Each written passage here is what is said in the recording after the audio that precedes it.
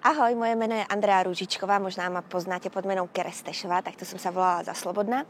A ako ste si všimli, tak už mám také celkom veľké brúško a vzhľadom k tomu, že už netočím a som na materskej, tak som sa rozhodla, že budeme robiť také krátke videá, aby som sa s vami podelila o tom, aké je to byť tehotnou a zároveň aké je to byť mamou.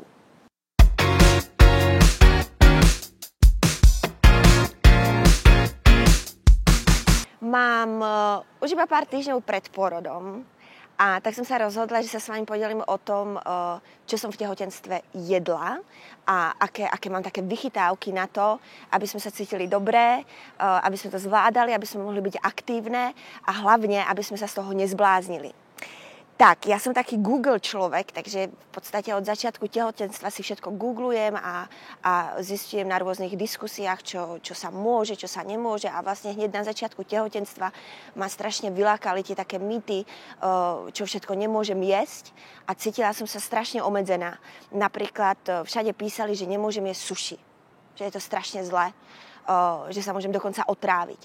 Tak som vlastne potom začala bádať a zistila som, že si to sushi vlastne dať môžem. Že je v podstate napríklad aj prospešný jód, ktorý je obsiahnutý v morských riasach, ale samozrejme sú nebezpečné surové ryby.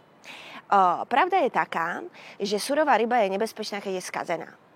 Ale 99,9% surových rýb sú vlastne u nás v Čechách alebo na Slovensku prešli hlbokým mrazom a tým pádom sú v nich zabité baktérie aj víry. Takže úprimne ja som celé tehotenstvo jedla sushi aj so surovými rybami.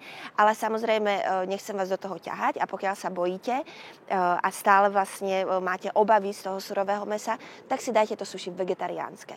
A to je absolútne bezpečné a môžete si na tom ujíždieť úplne celé tehotenstvo. Takou veľmi intimnou témou v tehotenstve je zápcha. Aby ste mi rozumeli, zácpa.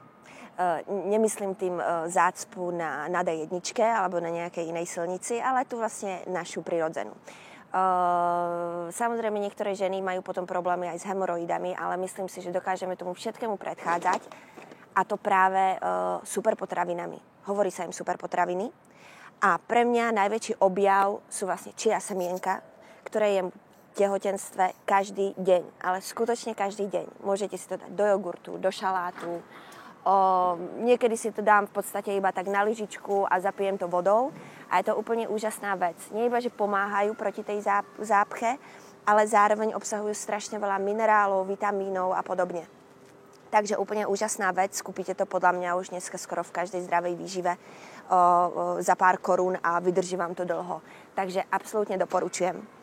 Potom, už takto pred porodom, ako som ja, už pár týždňov, možno i dní, to už neviem, kedy si to dieťatko povie, že príde na svet, je úplne úžasná vec lnený olej.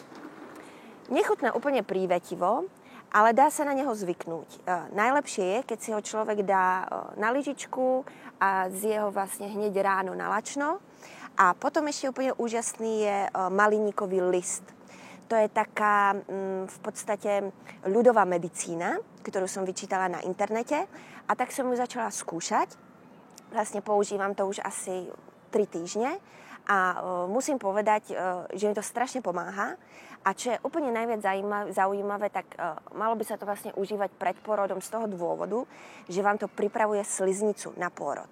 A včera som bola na kontrole a dostala som veľkú pochvalu, že tá sliznica je krásne mäkučká. Takže pokiaľ sa toho porodu bojíte, že to bude ťažké a že to dieťatko nebude chcieť ísť von, tak skúste si práve obstarať tieto dve bylinky alebo bylinkové prípravky a možno práve oni vám pomôžu. Teda neviem, či to bude úplne tak, to sa dozviem až potom, keď vlastne porodím, ale o toho točím tieto videobloky, aby som skúšala veci a potom vám rozprávala o tom, či to funguje alebo nefunguje. Takže uvidíme. Určite tiež poznáte, že v tehotenstve má väčšina žien obrovskú chuť na sladké. Ani mňa to neminulo.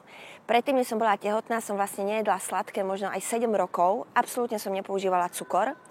A keď som otehotnela, tak som zrazu mala chuť na tie dortíčky a šľahačky a všetky také rôzne veci, ktoré sú samozrejme chutné, ale zároveň sú veľmi, ale veľmi nezdravé. A práve niekedy spôsobujú to, že nepriberieme 15, ale 30 kg.